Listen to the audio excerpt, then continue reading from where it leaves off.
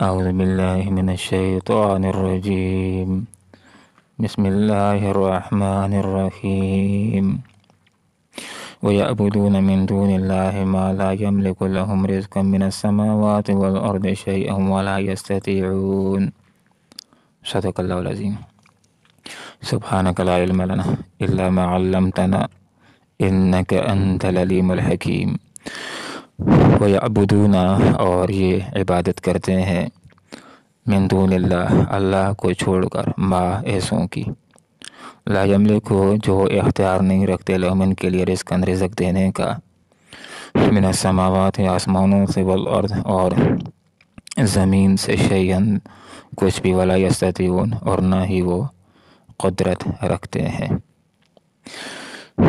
اللہ رب العالمین نے یہ بات ارشاد فرما دی کہ جو بندہ بھی ایسا ہے جو اللہ رب العالمین کو چھوڑ کر کسی اور کی عبادت کر رہا ہے، خواہ اس کا نفس ہو، خواہ معاشرہ ہو، خواہ کوئی دوسرا انسان ہو، خواہ کوئی بت ہو یا گائے ہو یا اس کے علاوہ اور کوئی چیز ہو، وہ کوئی بھی اختیار نہیں رکھتے، نہ وہ حاجت روا ہیں، نہ مشکل کشاں ہیں، نہ بگڑیوں کو بنانے والے ہیں، نہ ایسے ہیں کہ ان کی بندگی کریں گے تو فائدہ ملے گا اور ان کی بندگی سے پیچھے ہو جائیں گے تو کوئی ضرر ملنے کا اندیشہ ہے۔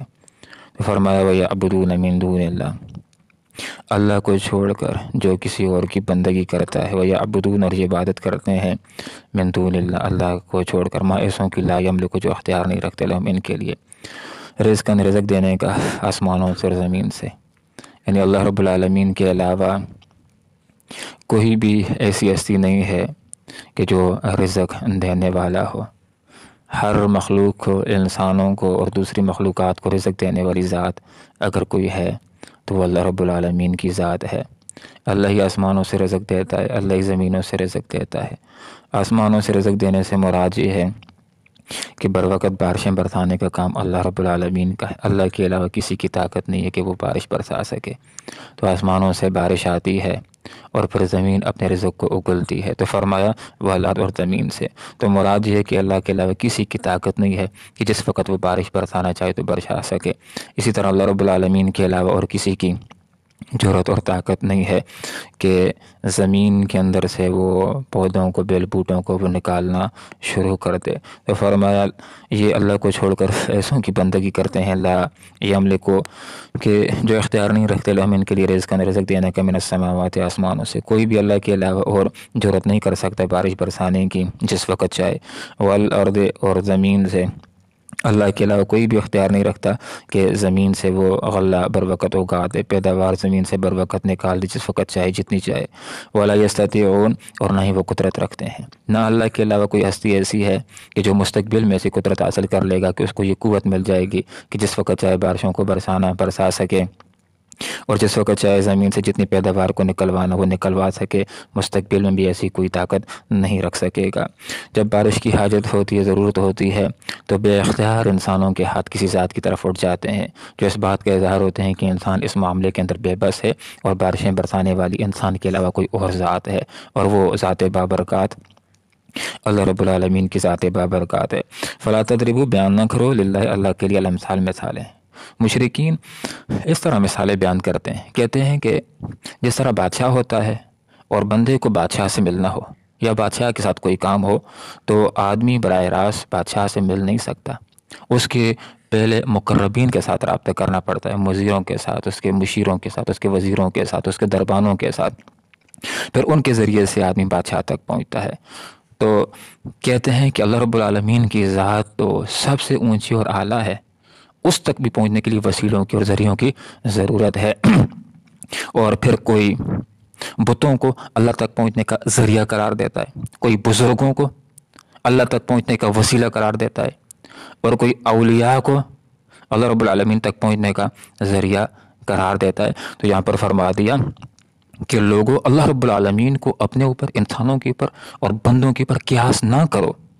یہ انسان اور یہ بادشاہ یہ تو عالم الغیب نہیں ہوتے، حاضر و ناظر نہیں ہوتے، سمیع بصیر علیم نہیں ہوتے، بندوں کے حالات سے ذرائع کے بغیر آگاہ نہیں ہو سکتے۔ جہاں تک اللہ رب العالمین کا تعلق ہے وہ تو عالم الغیب ہے، وہ تو ہر جگہ ہر وقت حاضر و موجود ہے باعتبار علم کے، اور وہ سمیع ہے، بصیر ہے، علیم ہے، براہ راست بندوں کے حالات سے آگاہ ہے۔ اس لیے بادشاہوں کا، انسانوں کا اور اللہ رب العالمین کا کوئی موازنہ نہیں ہے۔ ایک انسان یہاں پر بیٹھ کر کے یہ کہے کہ وزیر اعظم مجھ کو وہ چیز دے دے، تو وزیر اعظم تو نہیں سن سکتا ہے، لیکن اگر اللہ رب العالمین سے کہتے یا اللہ میرا یہ مسئلہ ہے، تو اللہ تعالیٰ دیکھنے والے، سننے والے، انسان کی رگ جان سے بھی زیادہ انسان کے قریب ہے۔ لہٰذا فرما دی لیس کمثلہ شیء، اللہ کی طرح کوئی چیز نہیں ہے، لہٰذا تم اللہ کو بندوں کے اوپر قیاس نہ کرو کہ جس طرح بندوں تک پہنچنے کے لیے ذریعوں کی ضرورت ہے، اللہ رب العالمین تک پہنچنے کے لیے واسطوں کی کوئی ضرورت نہیں ہے۔ ہاں، شریعت نے ہمیں یہ بات سکھلا دی، اور وہ یہ سکھائی ہے کہ اللہ کا تقرب حاصل کرنے کے لیے تمہیں نیک اعمال کی طرف متوجہ ہونا چاہیے۔ یہ نیک اعمال اللہ کے قریب کرنے کا ایک وسیلہ ہے، اور یہ نیک اعمال وہ چیز ہے کہ ان کو وسیلہ بنا کر کے انسان دعائیں کریں تو انسان کی دعائیں بھی قبول ہوتی ہیں، جیسے کہ ایک حدیث کا مفہوم ہے۔ اس کا خلاصہ میں پیش کرتا ہوں۔ خلاصہ یہ کہ 3 مسافر جاتے ہیں، موسم خراب ہو جاتا ہے، اور خرابی موسم سے بچنے کے لیے ایک غار کے اندر چلے جاتے ہیں، اور غار کے اندر جا کر پناہ لے لیتے ہیں۔ اچانک ایک بڑی سی چٹان آ کر کے غار کے دہانے کو بند کر لیتی ہے۔ تینوں بڑا زور لگاتے ہیں، لیکن بالآخر اس نتیجے پر پہنچ جاتے ہیں کہ ہم نے جتنی طاقت لگانی تھی لگا دی ہے، ہمارے زور کے ذریعے سے یہ چٹان دور نہیں ہو سکتی۔ پھر بیٹھ گئے اور مشورہ کرنے لگے، اور ایک نے کہا کہ ہمیں اس مصیبت سے کوئی چیز نجات دے سکتی تو ایک اللہ کی ذات ہے، اور پھر کہا کہ اپنے نیک اعمال کو وسیلہ بنا کر دعا کرتے ہیں۔ پھر ہر ایک نے اپنے نیک اعمال وسیلہ بنا، یا اللہ میں نے یہ نیک عمل کیا ہے، اگر تیری رضا کے لیے کیا تو اس کو قبول فرما، اور اس کے طفیل ہم سے اس مصیبت کو دور کر دے، چٹان کو دور کر دے۔ تو ایک نے ایک نیک عمل کو وسیلہ بنایا، والدین کی خدمت کیا کرتا تھا، یا اللہ یہ جو میں نے والدین کی خدمت کی اگر تیری رضا کے لیے کی ہے تو اس کو قبول فرما اور اس مصیبت سے ہماری جان چھڑا دے۔ پھر دوسرے نے اپنی نیکی کو پیش کیا کہ یا اللہ ایک دفعہ میں نے امانت و دیانت کی، اگر تیری رضا کے لیے کی ہے تو اس کو اپنی بارگاہ کے اندر قبول فرما اور ہم سے اس چٹان کو دور کر دے۔ اور تیسرے نے بھی ایک عمل کو، گناہ سے رکنے کے عمل کو وسیلہ بنا کر کے دعا کی۔ حدیث میں آتے آپ صلی اللہ علیہ وسلم نے ارشاد فرمایا کہ اللہ نے ان کی دعائیں سنی اور چٹان کو دور کیا، اور تینوں نکلے اور اپنے راستے کے اوپر ہو لیے۔ تو اللہ رب العالمین تک پہنچنے کا، اللہ کا تقرب حاصل کرنے کا ذریعہ یہ نیک اعمال ہیں، یہ وسیلہ ہیں، اور ان نیک اعمال کو وسیلہ بنا کر آدمی دعا کرے تو دعائیں قبول ہوتی ہیں۔ تو یہاں پر یہ بات فرما دی کہ ان اللہ یعلم، بے شک اللہ رب العالمین جانتا ہے، اللہ حاضر و ناظر ہے، اللہ عالم الغیب ہے۔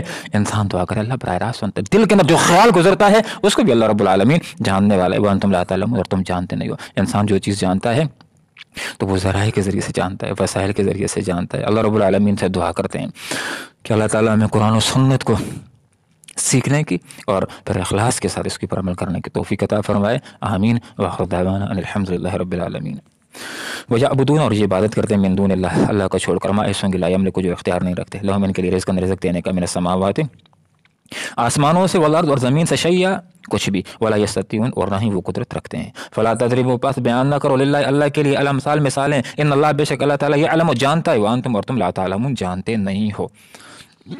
اللہم ربنا آتنا فی الدنیا حسنہ وفی الآخرۃ حسنہ وقنا عذاب النار برحمتک یا ارحم الراحمین۔